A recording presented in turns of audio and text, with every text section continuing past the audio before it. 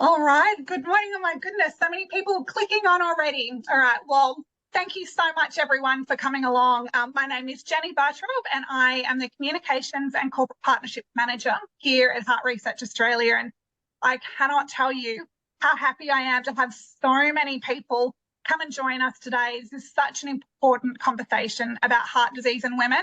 So I'm really grateful that you've all taken the initiative to come along. Before I get started, though, I just want to let you know that we are recording this conversation. So if you need to duck out or you'd like to pass it on to anyone else and have conversation about it or rewatch it, you will receive a copy of this recording next week to the email address that you've signed up with. If you've got any questions throughout, we have received all of the questions that everyone sent through, and we'll get through as many as we can. But there's a Q&A box at the bottom of the screen, so you can pop anything in there and we'll try and get to those at the end of the webinar. Now, I'm so excited to introduce to you our amazing team that we have today. We have Julianne Mitchell, who's a board member for Heart Research Australia, and she's a strong advocate for women's heart health, having worked in the space for so many years. We also have Associate Professor Monique Watts, who is a cardiologist based in Melbourne at Epworth and Alfred Hospitals. She has done many webinars for us and is a phenomenal advocate for women's heart health and the founder of one of Australia's first women's only heart clinics. So grateful to have you both here. This is just such a huge topic for women's heart health, and sadly, it is something that is just so often misdiagnosed and dismissed. And judging from the absolute mountain of questions that have poured in for this webinar, many women are also feeling this. So I'm really conscious of time, so I'm just going to move straight forward and kick on with all the questions we've got today. So I will hand you over to Julianne to get started. Oh, great. Thanks, Jenny. And look, this first week of September is National Women's Health Week, a great time to focus attention on critical women's health issues. Unfortunately, heart disease in women is poorly understood and a poorly under-researched area. That's why this year, Heart Research Australia is shining a light on microvascular disease, a heart condition that is more common in women, yet rarely talked about. Monique, can you talk us through what this condition is and why it's so important for women to be aware of it? Of course. So microvascular disease is actually disease of the very, very small vessels in the heart arteries. So the heart is like a muscle. In any other part of the body, it needs a blood supply. And it's kind of like a tree root system. There are bigger arteries and then they branch off into smaller and smaller and smaller arteries. And conventionally, we've all been very focused on the big arteries that we can see when we do angiograms and tests. And if there's been no blockages there, we tend to think, there's fine, the pain's not coming from the heart, that there's no heart problem. What we've come to understand in recent years is that the disease of the very small vessels, which can be invisible looking at those initial tests, can actually cause terrible problems in terms of angina, chest pain, breathlessness, fatigue, all sorts of really disabling symptoms, and can be very difficult to diagnose. We've also learnt that it's not a benign condition, so it's really important to shine a light on it. So, Monique, why is it so difficult to get a diagnosis? And we're sort of explaining the symptoms and stuff that people are likely to get. If somebody suspects that they have it, what should they do? So the first thing to do is to have a proper assessment with a doctor. So you speak to your GP, because there are many things that can cause chest discomfort and fatigue and breathlessness. And usually our conventional testing will be around firstly assessing the main coronary arteries. And the reason that is because I guess for years we've been focusing on male type heart disease. We've been studying men. We've tended to keep women out of clinical trials for all sorts of reasons, including pregnancy and hormones, and it's all quite difficult. So we've been studying men's hearts, and therefore our understanding as a medical profession about what heart disease looks like has turned out to be very much what heart disease in a man looks like. So the women have kind of been left behind. So conditions like this that are more common in women have not been identified, poorly understood. Therefore, we don't necessarily have the best type of diagnostic tools and the best management for them. So it's something that we're still learning about. But I think the big thing to say to women is, if they're concerned about these symptoms, that they raise the question with their general practitioner and aim to seeing a specialist who's got experience with microvascular dysfunction. And it's okay to use that term, but there'll be other things that probably need to be looked at first. Yeah, I think it's one of the things that we're so proud of at Heart Research Australia is funding so many female cardiologists, because I think researchers, I think, as you were saying, we had the focus earlier on a lot of male researchers. It's nice to have and support so many female researchers that are looking at changing things. So if someone hasn't been diagnosed or they're getting dismissed from microvascular disease, what are the concerns of having it undiagnosed or untreated? Yeah, so the first issue is obviously a quality of life issue. I mean, these symptoms are really disabling. They can prevent patients from exercising, from participating in their normal day-to-day function. It's also quite anxiety provoking. Having chest pain is an awful sensation, especially if you get somebody telling you, no, there's nothing wrong with you. Separate to that, though, there's also a real concern about safety. So this is not a benign condition. So women who have microvascular dysfunction, or patients who have microvascular dysfunction, are more likely to suffer severe adverse outcomes in terms of their heart. So heart attacks, heart failure and stroke are all more common in patients with microvascular dysfunction. So it's an important diagnosis to make, not just to manage symptoms, but also to ensure that we're getting the best health outcomes for our patients. Right. Monique, microvascular disease is one type of heart condition that affects women more than men, but there are many other conditions. Could you briefly describe what heart conditions are more commonly affect women and how signs and symptoms might present slightly differently? Yeah, absolutely. Perhaps I'll start with the signs and symptoms first, because it's a bit of a shorter answer, but men will classically get crushing central chest pain when they have a heart attack. And that's what we see in the movies, and that's what everybody, including the medical profession, is geared up to think heart disease looks like. In actual fact, we know that women, whilst they still might get chest symptoms, it might not be severe central chest pain that makes us all think heart attack. It might be some discomfort, some heaviness, a pressure, just a pushing sensation. Some women say they feel like their bra's too tight, or it could be discomfort in the jaw or in the arms. The other thing is that women will often get quite less localizing symptoms. So they might have overwhelming fatigue or dizziness or nausea. And this can be confusing for people who are assessing these patients, because they might get stuck on the fatigue or the dizziness or the nausea and miss the fact that there's a little bit of chest discomfort there as well. So women tend to present in a more complex way, which makes it harder for doctors and medical staff assessing patients to hone in on the fact that this is a heart presentation. So it's important that women always are mindful of the fact that if there's unexplained symptoms, and often there's this sensation that something is really wrong, women will say, I just felt that something was really wrong. And that's important to be mindful of as well. In terms of the different pathologies, the different diseases that are more common in women. So talking about microvascular disease, one of the main ones is actually angina or heart attacks with non-obstructive coronary arteries. And what we mean by that is patients have heart attacks or angina, but when they have the angiogram, their heart arteries are open, they're not blocked. So it looks like there's no explanation. And that's where this focus on the very small arteries is important. So that's one type. The other type is in terms of heart failure. So men, when they get heart failure, tend to get sort of weak, floppy hearts that don't pump properly. Women are much more likely to get a condition called heart failure with a preserved ejection fraction. It's a stiffened heart muscle that tends to become more common as we get older. Up to 10% of women over the age of 80 have got it. Risk factors include high blood pressure, being postmenopausal, diabetes, but it's something that's much more commonly seen in women. The other two conditions that I'd probably comment on that are 90% of the time occur in women, Takotsubo cardiomyopathy. So that's a stress-related cardiomyopathy. So this is a condition that tends to happen suddenly. So it's not a long-term stress thing. It tends to be a sudden acute stressor, and the heart will fail in terms that it won't pump properly for a period of time. And the classic scenario is a widowed woman at her husband's funeral and has a huge heart attack, but the arteries are open, but the heart muscle fails. The fascinating part about this condition is it almost always recovers, but it's something that's almost uniquely seen in postmenopausal women, which is really interesting. The other one is SCAD, so spontaneous coronary artery dissection. So this is a tearing of the heart arteries that causes bleeding within the walls. The artery wall tears and they get a clot and a blockage that way. So it's not from cholesterol buildup that they have a heart attack, it's because the wall of the artery actually tears.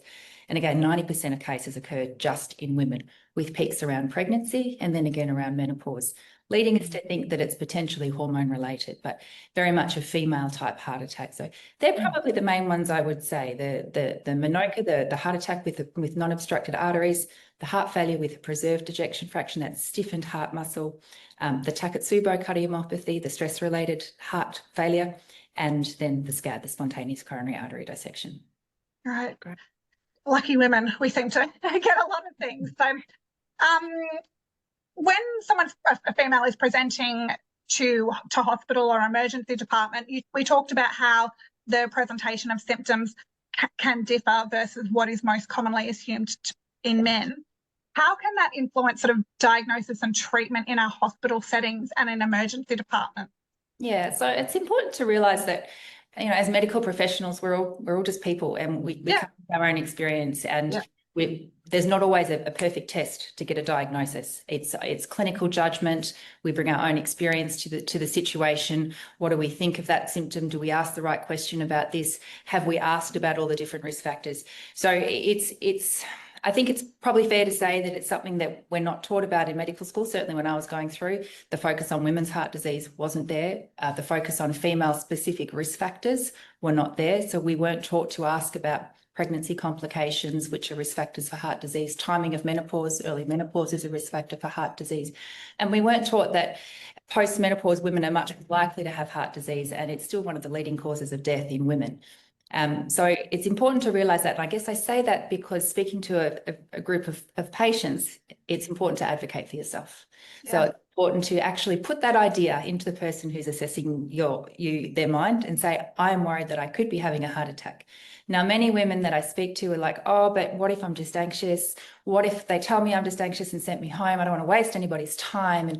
And there's this whole thing, and it's real. But we've got to be careful that we don't talk ourselves out of looking after ourselves. So we shouldn't necessarily assume that it's anxiety that's causing that chest discomfort. We should go and be assessed and say, I'm concerned that I could be having a heart attack. Put the question out there, put the statement there, tell them about risk factors that you've got, advocate for yourself. Yeah, I think that's a great point. And I think we know our bodies better than anybody else. So I'm always just like, if you think something's wrong, make sure you say something. Yeah, absolutely. Absolutely. So Monique, menopause is a very topical issue at the moment. So I wonder if you can talk a little bit more about how menopause changes a woman's cardiovascular risk profile at that stage of their life. Yeah, absolutely. And it's so fantastic to see that we're now having a conversation about menopause, because I think for so long it was a dirty word and we didn't talk about it, and there was a lot of shame and crazy. So we're finally there. We can discuss it. It's a normal part of the aging and growing process. But what's really interesting is that estrogen, the estrogen that we make, the female hormone, is really protective for the heart. So it's helpful in keeping our cholesterol profile nice. It keeps our fat distribution away from the heart, which protects our organs. And it helps actually to open up the heart arteries. So estrogen actually causes the arteries, including those very small ones, to open up.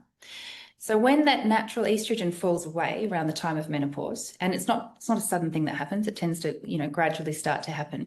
We start to see changes in lipid profile. The bad cholesterol will start to go up. Changes in fat distribution. There'll be more fat around the middle and around the heart, which is not good for the heart, bad for cholesterol deposition in the arteries. We see that blood pressure starts to rise. Now, that tends to happen with the aging process generally. In women in particular, blood pressure just tends to get higher as we get older. But we really start to see that protective part of the natural estrogen falls away, and our risk really starts to go up at that stage. So premenopausal women tend to be quite protected from heart disease usually. There are always exceptions, okay? So it's not a guarantee, but around the time of menopause, risk really starts to rise. And that's important for women to know so that they can take action in terms of looking after themselves, but also important because it means that there's an opportunity to check on these modifiable risk factors, the things that we can change, such as blood pressure, cholesterol, glucose level, that you may not have any symptoms from. You won't necessarily feel it, but they're there and they can be impacted upon to reduce your risk of developing trouble down the track. So I'd always say that at the time of menopause or age 45, whichever comes sooner, it's a good time to go and have a heart health check to find out what is your risk. Have a discussion with your GP about this is my pregnancy history. You know, there were stillbirths, or there were miscarriages, or there was preeclampsia or gestational hypertension, all of these things which are very relevant. This was my age at menopause. This was my family history, and figure out what the risk is and what can be done to really reduce that risk. Yeah, that's great. So as women approach perimenopause, which is usually that time of change, how do you think women can best prepare their body and mindset for the likely heart health changes that are ahead with menopause? Yeah, so Heart Research Australia's 4Ms is actually really good for this. So it's about being the pilot of your own body, not the passenger, taking ownership and saying, okay, I'm going to look after my body through this process.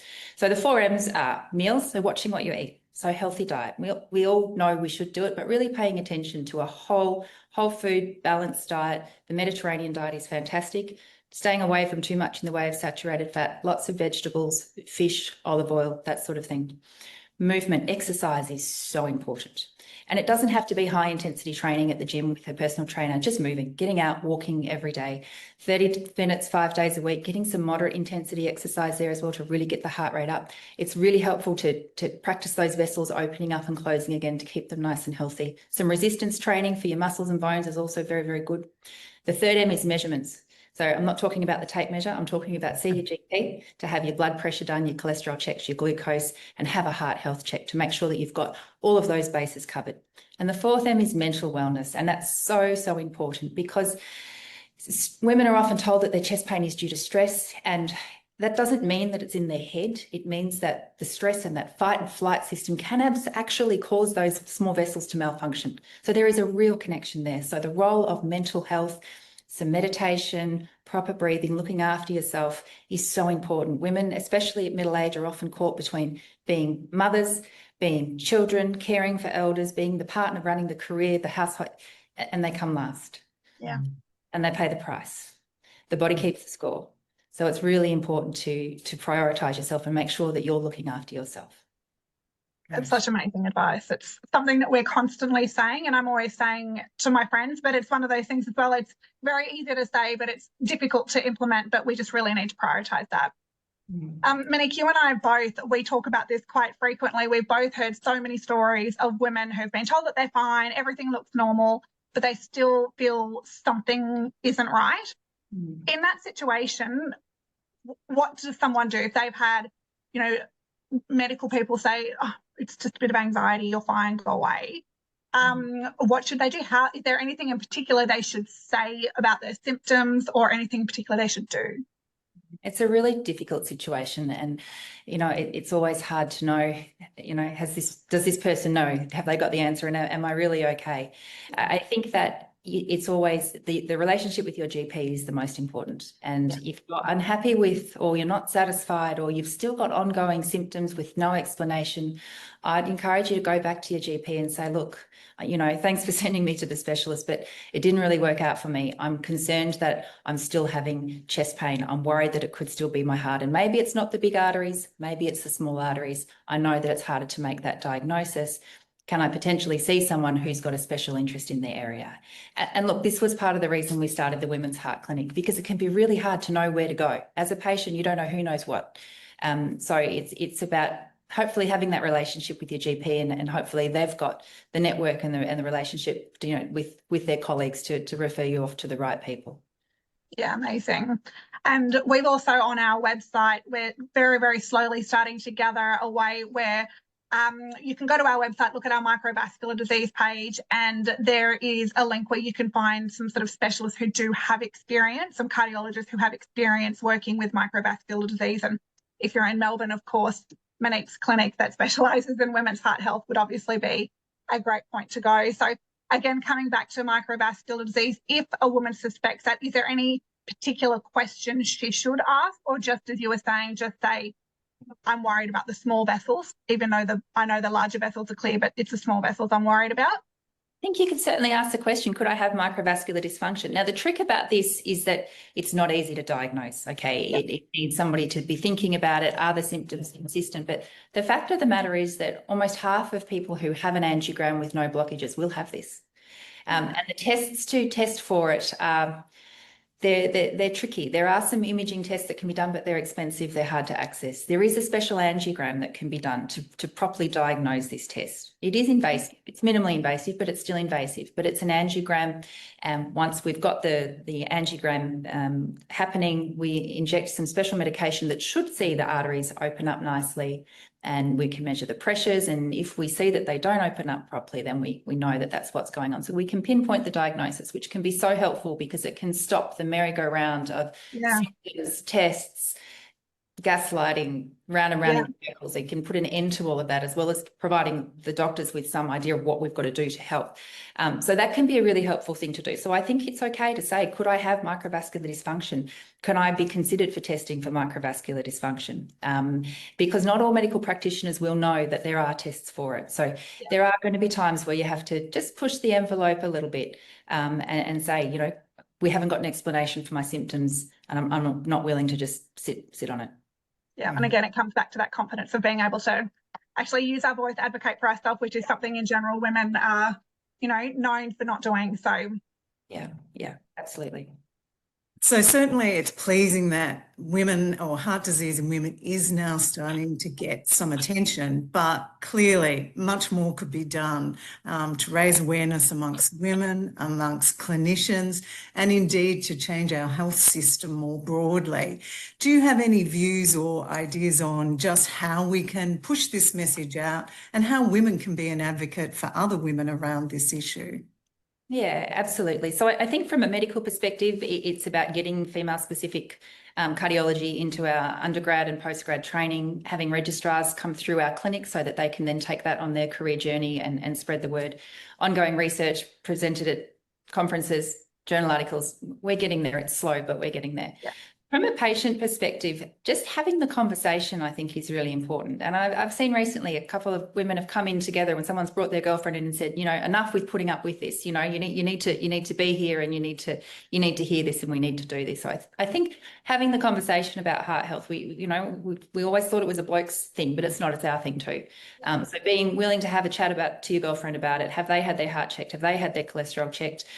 What do they know about heart disease? Do they have symptoms? And sharing this forum and you know, really spreading the word amongst the community as well as medical professionals, because we need change at every level, not just at the medical professional, at the social level as well. So great, thanks. Oh, have I got another question? You do. So what can women do, you start doing today to lower their risk, and is there anything specifically that can be done around this? You were talking about microvascular disease, and we do, as you were saying, we talk a lot about these main arteries. Is there anything that can be done in terms of prevention, in terms of the small vessels?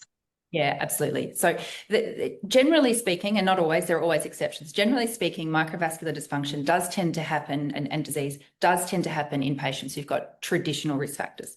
So when we're talking about risk factors for heart disease, we talk about traditional risk factors, which are the ones that we tend to know about: sedentary lifestyle, smoking, high blood pressure, high cholesterol, family history. And microvascular disease does tend to occur with this kind of risk factor. So the good thing about this is a lot of this is modifiable. We can quit the smoking, we can get moving, we can watch our diet to get our cholesterol down. So there is a lot that can be done in terms of prevention, and there is no time like now to start getting out there and getting it moving. It can be tricky for the women out there who've already got symptoms. You might be saying to me, yeah, I'd love to exercise, but I can't. And that's where potentially a cardiac rehab program, working with some specialists who can help you still be able to exercise around your symptoms. Sometimes we can even give medications that can be used so that exercise is possible, to help sort of break through that barrier and get you back exercising again. So I think if we're wanting to say, what can I do right now? It's get moving with those modifiable risk factors. The other thing is, if you want to take the step further, is have the heart health check. So if you're 45 or menopausal or older and you haven't had a heart check, it's time you got in there and did it. Just like your skin check, just like your mammogram, your pap smear, all of these things, all of those other things that you're looking for are less likely to kill you than your heart. So get in there and have your heart check. Conversation with your GP, it won't hurt, it won't take too long. Find out where you're at. Find out what your risk factors are, what can be changed, what can't, how careful do we need to be. It's better to have your eyes open to it. Absolutely, absolutely. So moving on to some of the questions that were sent through to us from the audience. So one of the things that you and I have spoken about a lot, Monique, in terms of risk factors and so on is, and stuff that I didn't know before I started working here was, so as a young girl, if you got your period earlier, if you experience menopause earlier, that puts you at a higher risk of developing heart disease. But what about, so we had a question from a woman who she had breast cancer and was put into surgical menopause at the age of 45. So she's currently on hormone blockers. So is it the same situation if someone was surgically put into this position, or and is there anything different they should be doing? Yeah, so menopause is a risk factor for heart disease in a dose-dependent effect. And what I mean by that is the earlier the menopause, the higher the risk it confers. So menopause at 48, probably not much different to 40 to 50, which is the average age, around 50, 52. Menopause at 45, slightly higher risk. Menopause at 40, higher risk. Menopause at 35, much higher risk. And yes, the listener is exactly right. Surgical menopause is probably one of the highest risks. We think probably because it's very sudden. And so, yes, absolutely, there's risk. And that is why we work very much with our breast cancer survivors. One of the biggest things to try and manage with early breast cancer survivors is their heart risk, because these days, because the treatment is so good, they're surviving their breast cancer, they're dying from heart disease. So we tend to, again, be more aggressive with the modifiable risk factors. So with this particular woman, we might say, okay, let's get your cholesterol right down. Let's get you on an exercise program once you're well enough from your cancer therapy to get you exercising. Let's be really careful with your blood pressure and make sure it doesn't creep up. So just be more aggressive is not a nice word, but just be more mindful of optimizing those modifiable risk factors. So yes, menopause is absolutely one, and it's an easy one to ask about that we often don't ask about, but it's a really important risk factor. But yes, surgical menopause is a high risk, and surgical menopause for reasons that other than breast cancer, we would often consider hormone replacement therapy up until the natural age of menopause. It's a little bit more complicated with breast cancer because of hormone receptors and things, but something to certainly talk to your cancer team about is, what about my heart health? Yeah, absolutely. So we've gone back and forth a lot about menopause. So if someone has been through menopause, should they be having a regular routine cardiovascular checkup, which we say, yes, you should do that every year from the age of 45 plus. But what should that checkup include? Like, what should someone expect when they go to the GP and say, I want to have a heart health check? What should they make sure that gets covered off? Yeah, so the first time around, it should absolutely be your history, your obstetric history and your menopausal history, your family history. Really, really important. In terms of moving forward, what needs to be monitored, your blood pressure should always ask to have your blood pressure checked. And I will say, be very careful not to talk yourself into accepting high blood pressure by saying, oh, I've had a bit of a rushed morning. I was running late to get here. Of course, my blood pressure's high. I'm a bit stressed. That's probably why my blood pressure's high. If that's happening, get your blood pressure checked at the chemist when you're not stressed, or get a blood pressure machine for home. And when you're relaxed, check your blood pressure. We want to keep your blood pressure under 130 on 80. 120 on 80 is a beautiful number, and that's what we should be aiming for. So always have your blood pressure checked. You should have your cholesterol checked and your fasting glucose. So that's your sugar level. So that's tested for high cholesterol and diabetes, both of which are silent risk factors. So you won't feel them. You can have very high blood pressure or very high sugar levels and feel pretty fine. So unless you go looking for them, you won't find them. So I would say at a bare minimum, your history, your blood pressure, your cholesterol should absolutely be all checked, and your glucose. Yeah, great. Now, this is another great question for you, because not only have you set up one of Australia's first women's heart clinics, you've also set up a rural clinic, which most people may not be aware of. But this is a question from someone who sent through. She said, rural women often struggle to get a proper diagnosis or to be taken seriously. Often symptoms are put down to anxiety or stress or even dehydration. What should patients say to doctors to ensure they're taken seriously, and are there any specific tests that the patient should ask for? So it's not just rural women who this happens to. Definitely happens to rural women, but it happens to city women as well. I see it all the time. It's a real challenge. And again, it comes down to advocating for yourself. And I realise that can be more challenging in the country because there might be one GP in a 100-kilometre radius. So it becomes more tricky. But again, it's just about talking through it, asking to have your blood pressure done, your cholesterol done, asking to have your heart risk assessed. Telehealth is making things easier now as well. Now, not everybody will offer telehealth, but particularly if you've got a situation where all the tests have been done and you're still getting stuck, then it might be that somebody on a telehealth appointment can look at all of your information and go, oh, I wonder whether this is microvascular dysfunction, or I wonder whether, so that's also something that can be utilised. So asking for a referral to the Women's Heart Clinic, for instance, I think is a reasonable thing to do. Particularly if you've got risk factors, if you've got symptoms, then I think just, advocating for yourself and saying, look, I don't think this is anxiety. Yeah. Because too often women will talk themselves into it and go, oh yeah, okay, maybe it is. Maybe I'm pretty anxious. Oh, we're all anxious. But two things can be true. You can have anxiety and you can have heart disease, right? Just because you're anxious doesn't mean your heart's fine. So it's important to try and unpack that and just gently push. Yeah. Now, we have quite a few questions that are coming in through the actual Q&A here. A lot of questions, and we had this as well with people who are signing up, a lot of questions around HRT. I did raise this with you earlier and you were saying this could be a webinar in itself. Is there a shortened version about the impact of HRT? Is it beneficial for heart health? And there was another one about HRT after menopause, including testosterone, so not only estrogen. Yeah, so the short answer is it is always an individualised decision that should be made between a doctor and a patient with specialist input if it's needed. Okay, we don't use HRT just for cardiac prevention in women generally. If very premature menopause, maybe up until the time, but for normal perimenopausal women, we don't use HRT just for cardiac prevention. Having said that, there may be some data that in young women, perimenopausal women, there might be some benefits, okay? But there's also a whole lot of data that is mainly old now that tells us we do have to be careful because there are some concerns, particularly with older women more than 10 years post-menopause, about risks of blood clots and strokes and heart attacks. So it's an individualised conversation and decision because we're not just talking hearts. It's all very well to say, yes, this is the best thing for your heart, but if your menopausal symptoms are meaning you can't sleep and you can't function and you've got aches and pains and, sometimes we need to accept a level of risk. But there are other options as well, other than just hormonal therapy for menopausal symptoms. There are other things that can be explored. So I think the short answer is, within 10 years of menopause, we generally think it's okay. Beyond that, we need to have a careful think about the risks, the pros and the cons.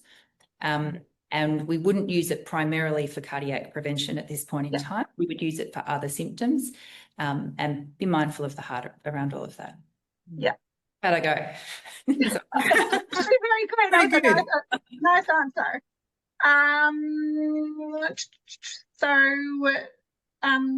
We've got a question about how does hydration affect heart health? So we spoke about how the lady went to a clinic and was told to just dehydrated. Does that have an impact? Yeah, dehydration can cause some confusing symptoms, and it's a great thing to just take out of the picture. So feeling dizzy, particularly when you go from sitting to standing, can absolutely be caused by dehydration or being a little bit on the dry side. Dehydration is not going to cause chest pain. It's not usually going to cause breathlessness. So yes, it can cause some of that sort of dizziness and things, but not necessarily. If you're being told it's dehydration, go home, drink your 1.5 litres of water each day for a couple of weeks and go back and say, I'm hydrated, but I've still got problems. Yeah, that's a good one. So we talk about all the modifiable risk factors. You've obviously got your non-modifiable risk factors such as family history. What sort of emphasis should we be putting on family history? Like, are there any risk factors that sort of have a higher weight than others? It's a good question. It's very difficult to tease out. One thing that I can absolutely say is a higher risk in women compared to men is smoking. So smoking is actually more dangerous if you're a woman than if you're a man. And if you're smoking whilst on the pill, so back on the hormone stuff, that's even more dangerous. Diabetes tends to be a higher risk in women than it is in men. Family history, we tend to look mainly at parents and siblings, so first degree relatives, and it's mainly heart disease sort of for men in the 50s and 40s and for women in the 60s. So we're not so worried about great-great-grandparents and great uncles. It's more about parents and siblings. And if you've got a sibling who's had heart disease young or a parent, then your risk is real and we should be investigating that. The non-modifiable risk factors for women are interesting, and the list gets longer every time I talk to you, Jen. We mentioned the pregnancy things, but even things like endometriosis and polycystic ovarian syndrome, we're starting to learn risk factors. Early periods, young periods at a younger age, we mentioned, and recurrent miscarriages as well, and stillbirths are also a risk factor. And that's something that is often difficult to talk about, and people won't want to ask about it, but it can be really relevant. Monique, is there certain ethnic backgrounds or ethnic populations that are at higher risk of heart disease than others? Yeah, absolutely. So our Indigenous Australians are at a much higher risk, and that's something that, you know, we really work hard on. And even we recommend heart health checks probably at the age of 35 for our Indigenous Australians. But even Sri Lankan, Indian, you know, there are other ethnic groups that are at higher risk. So again, I would say if you've got any risk factors, you don't have to wait for 45. You can go to your doctor at any stage and say, can I have my cholesterol checked? I've got some family history, or I'm worried about my heart risk because of this reason. We can do the blood tests and check your blood pressure at any time. Yeah, great. And we talk about the cholesterol, the high cholesterol and so on, and LDL. What do we know about LPA, and is that a risk factor? Oh, Jen, we're getting technical. Yes. LPA, No. What's the question? No, it's a good question. It's a good question. So the LPA it's like a genetic test. It only needs to be done once. You've either got an abnormal number or you don't, and it's genetically determined. If you've got this Lp(a), this abnormal number, it tells us that your cholesterol is more dangerous than somebody who's got no Lp(a). So we tend to look at the LDL, the low density lipoprotein. That's very much related to heart disease. And for two patients who've got the same LDL, someone who's got an abnormal Lp(a) are at higher risk. So we might then decide to be more aggressive with their other modifiable risk factors. We might be more aggressive to lower that cholesterol because we know they're at higher risk of heart disease. Right. Yeah, and I think that's the great reason for having your heart health check, is because then you can just lay out all of the different risk factors and work out the weighting and what you need to do. And I think that's why I also love the 4Ms, and by knowing your numbers, when you go back every year, you can see it. Also on the flip side, you can see, do you know what, I've suddenly worked on my diet, I've introduced a new exercise regime, I'm doing this, I'm doing that. And you can actually see the flip side of that, is you can see the positive impact of the work that you're doing impacting the numbers, and by reducing those means you may not need intervention in other ways. That's exactly right. Yeah. We've got a question specifically with microvascular dysfunction. Can you get bradycardia with Yes, so the microvascular dysfunction can be due to a lot of different things, which is why the treatment of it is a bit nuanced, and we've got to find out what's causing it. But one of the causes is that the heart arteries spasm down, and that can actually happen to the big arteries as well. So during periods of cold weather, emotional distress, amphetamines do it as well, cigarette smoke does it, the arteries can suddenly spasm down, restricting blood supply to the heart muscle, causing angina. And once the episode's over and the angiogram's done, everything looks fine because they're not having an episode at that time. But it can be due to that spasm. And that spasm can also cause bradycardia. I was getting to the bradycardia. It can cause bradycardia. And that can actually cause people to lose consciousness, right? So anybody who comes with both chest pain and loss of consciousness, we always worry, or we should always think about, could it be this spasm? Bradycardia that occurs without symptoms, particularly overnight. You know, people have got their smartwatches there and they come to me and say, my heart rate gets down to 35 overnight. Is that okay? If your heart rate's fine during the day and you can exercise and it comes up when you do a couple of jumps, and it's fine. It's normal for the heart rate to vary throughout the course of the day. It'll be lower overnight and then it'll come up in the morning and go out through the day. So bradycardia in an appropriate setting when you're resting and not having to do anything is fine. Bradycardia in the setting of symptoms, chest pain, breathlessness, losing consciousness, not fine. Absolutely needs investigation. So it depends on the context. I've just got a question regarding just vascular complications in pregnancy. In the old days, it was the view that if you had preeclampsia, once the baby was delivered, you were all fine and good. But we now know there may be some lingering effects. So I wonder if you can talk about why vascular complications in pregnancy is an important part of your personal history. Yeah, huge part of personal history. And the main reason is that pregnancy really is a stress test for the heart. So the heart goes through all sorts of changes, which people tend not to know about. in order to support that fetus. So blood volume, cardiac output all increases enormously. The heart muscle can actually change size. It can get bigger and get thicker. Sometimes people develop leaky valves. The vasculature really has to modify and change in order to have that baby and then change back. And so it's really putting the heart through its paces. So it acts as a stress test. And women who don't tolerate that demand on the body as well flag themselves as being at higher risk. So we don't think it's that the event damages the woman or damages the woman's heart. It's probably more likely that the vasculature the heart didn't have that same ability in the first place. And this has just unmasked a problem that was going to arise at some point in time. So it's a really helpful thing to understand about a young woman to go, okay, she had preeclampsia. She's more likely to develop heart disease at a younger age, not when she's 80 or 90, but at a younger age. Therefore, let's get in nice and early and check on her, get her 4Ms in line, get her blood pressure, educate her about her risk. When she's 55 and getting chest pain, don't assume she's anxious. She might actually be having a heart attack. So it's really important that we ask those questions. So it's preeclampsia, gestational hypertension, even preterm delivery. So preterm delivery, which is often due to placental insufficiency, again shows that the vasculature wasn't as good as it could have been. So again, it's an indicator. So we think it's just the stress test. And that's why sometimes with twin pregnancies, we see women get into more trouble because the demands on the heart are even bigger. If you see a woman and she's sailed through her 4 pregnancies with, big babies, all born to term, you go, okay, things are probably going to be okay here, but let's still talk about it. Yeah, great. Thanks.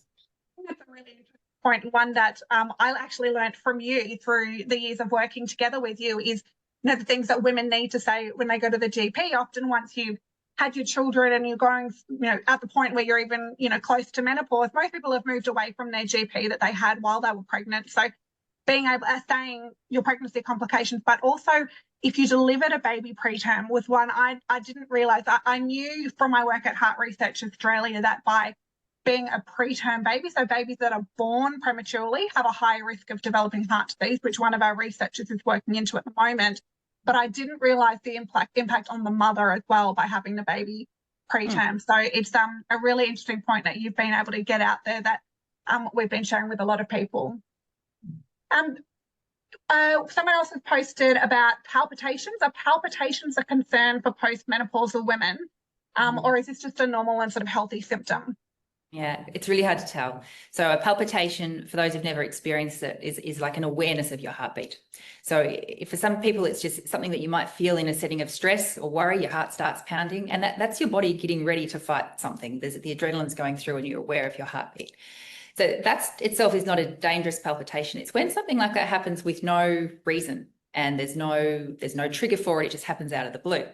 And there can be lots of different causes for palpitation. So it's always better to have a chat to your doctor about it. Something that's brief and self-limiting and a little flip-flop might mean nothing. Something that sets up and goes very fast for minutes at a time could be more of an issue and an indicator that there's an underlying problem. So it's always good to get it sorted out. Can palpitations happen around the time of menopause? Anecdotally, absolutely. Does it mean that you should just attribute it all to menopause and not have it looked into? Not at all. So have the conversation. The tests to investigate palpitations, if your doctor decides to go down that pathway, are non-invasive and easy to access. It's an ECG or a Holter monitor. So there's no radiation, there's no needles. It's all very easy to investigate. So I think it's worth having the conversation with your GP. And if the tests are done and they're all reassuring and your thyroid function's been checked and your irons, all of these things have been checked and it's all okay, then it might be that, you can just ignore it. It's just part of menopause. But I don't think that should be the first place that you go to. Yeah. And we've heard a lot of, obviously with COVID that came out, with the development of long COVID, is there any connection between long COVID and heart disease or long COVID and microvascular health? That's a whole nother webinar as well. We're still learning. We're still learning about COVID. We're still seeing the effects and we're still trying to understand a lot of autonomic dysfunction that happened post-COVID, palpitations, elevated heart rates. What was the vaccine? What was the infection? What was the stress that was going around at that time? It's really hard to pinpoint.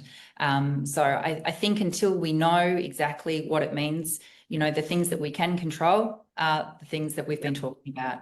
We can't control whether COVID happened or not, but we can make sure that we've got all of our other risk factors under control.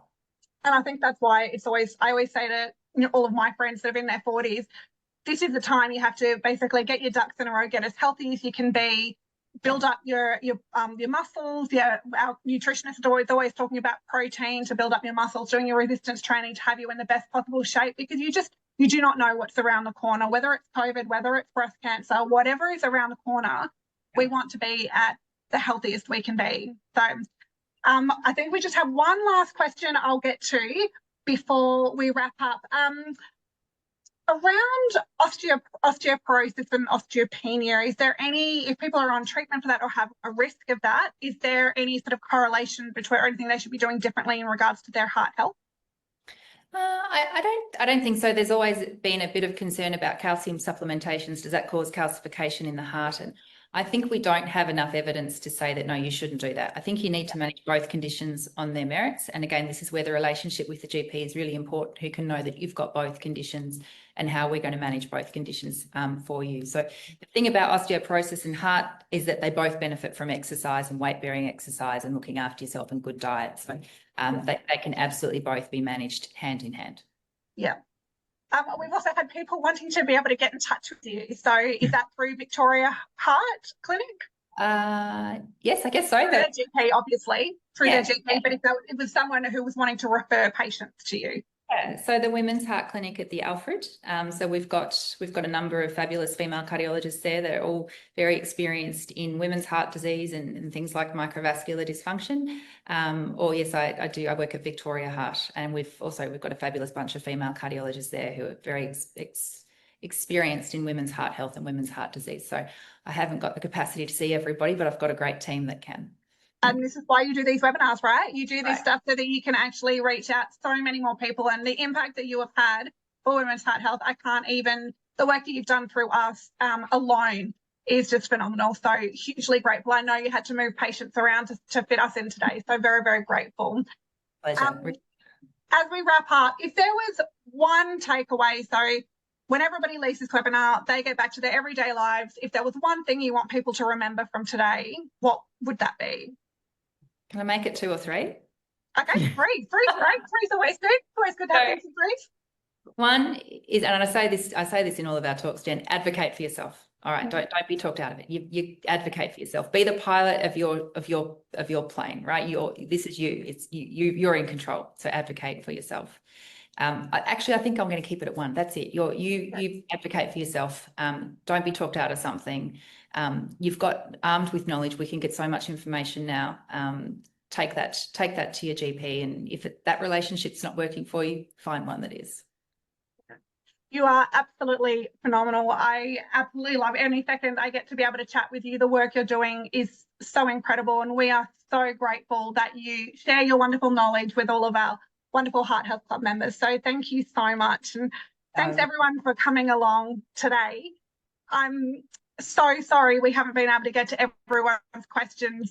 Honestly, the questions that have poured through, it breaks my heart. I can't answer all of them, but please stay tuned. We're going to try and get to as many as we can. So look at our socials, check out our emails, and we will try and answer some of those questions there. If you have experienced heart disease or any of these symptoms, or you've been diagnosed with microvascular disease, or this talk encourages you to go and see your GP and start the process, we are always looking for people to help us raise awareness for women's heart health. So if you are interested in sharing your story to help us do this, please reach out. We'd love to hear from you. And look, the incredible work that we do at Heart Research Australia, all of our researchers do, is only possible thanks to the generosity of the community. So if you found this webinar helpful, if you would like to support the work that we do and all of the wonderful female researchers, we support male researchers, but female ones as well. If you want to support the work that we do, please think about making a donation. So no matter the size, any amount makes a significant difference, and truly so grateful. So thank you everyone for coming. Thank you, Julianne. Thank you, Monique. You are all amazing, and we're just so grateful that you've taken your time to chat with us and to share this amazing information. So hopefully it will help some people, and if you want to share it with anyone else, you'll get the recording in your email probably next week. So share it with everyone, start the conversation, just ask these questions of your friends, start the dialogue, because honestly, this could save someone's life. So thank you so much. Thank you, Monique. Thank you, Julianne, and have a wonderful day.